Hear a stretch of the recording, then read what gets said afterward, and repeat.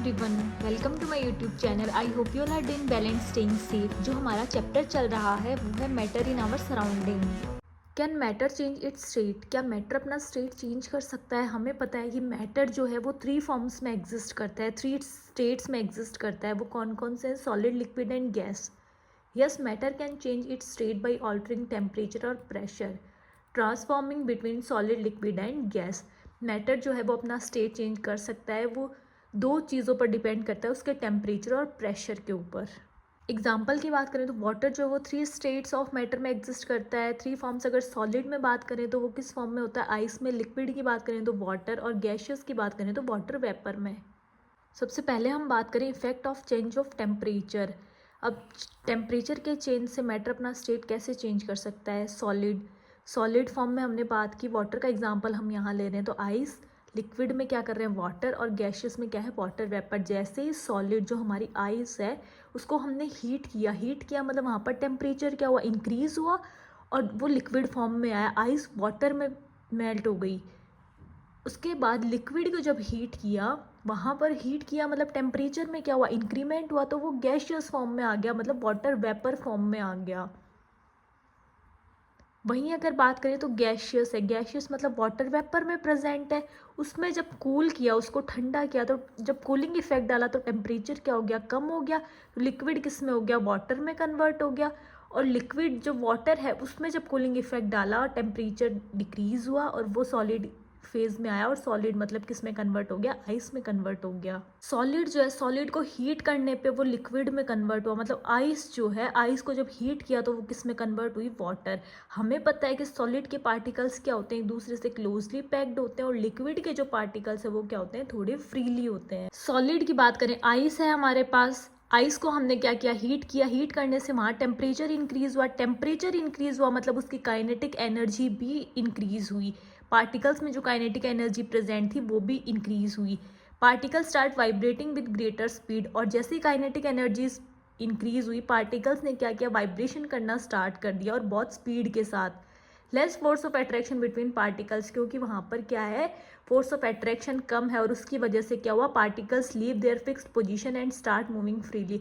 Particles ने क्या अपनी जगह छोड़ दी और क्या किया? फ्रीली मूव करना स्टार्ट कर दिया। तो वो सॉलिड जो है किस में कन्वर्ट हो गया? लिक्विड में कन्वर्ट हो गया। और हमें पता है कि लिक्विड में पार्टिकल्स फ्रीली मूव करते हैं।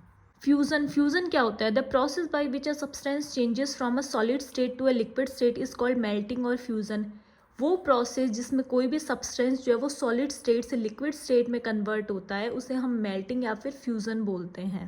Melting point, the specific temperature where a solid substance changes into a liquid at atmospheric pressure. वो टेम्परेचर जहाँ पर सॉलिड जो है वो लिक्विड में कन्वर्ट होता है। कब कन्वर्ट होता है? एटमॉस्फेरिक प्रेशर पर डिपेंड करता है। Different solids have different melting points. अब जैसे जैसे अलग अलग सॉलिड्स हैं तो सबका मेल्टिंग पॉइंट भी क्या होगा? डिफरेंट होगा। एग्जांपल की बात करें, आइस का मेल्टिंग पॉइंट क्या होता है? 273 केल्विन होता है। और अगर सेल्सियस में बात करें तो 0 degree Celsius. Iron 1535 degree Celsius. Wax 63 degree Celsius.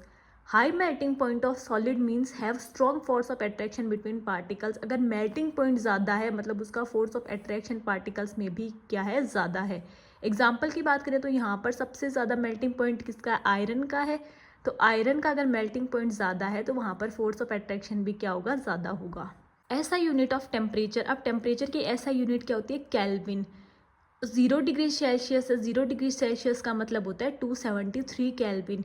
और हमें पता है कि वाटर जो है वो 100 डिग्री सेल्सियस पर गर्म होता है। तो 100 डिग्री सेल्सियस, इसको केल्विन में कन्वर्ट करेंगे तो 0 डिग्री सेल्सियस का मतलब क्या है? 273 केल्विन। 273 और 100 कितना हो गया? 373 केल्विन। लिक्विड को अब हम क्या कर रहे हैं? गैशियस में कन्वर्ट कर रहे हैं। लिक्विड फॉर्म में क्या है? वाटर। और जैसे उसको हीट किया वो वाटर वेपर बन गए, तो वो किस फॉर्म में आ गया? गैशियस फॉर्म में आ गया। हीटिंग ऑफ वाटर, वाटर को हीट किया।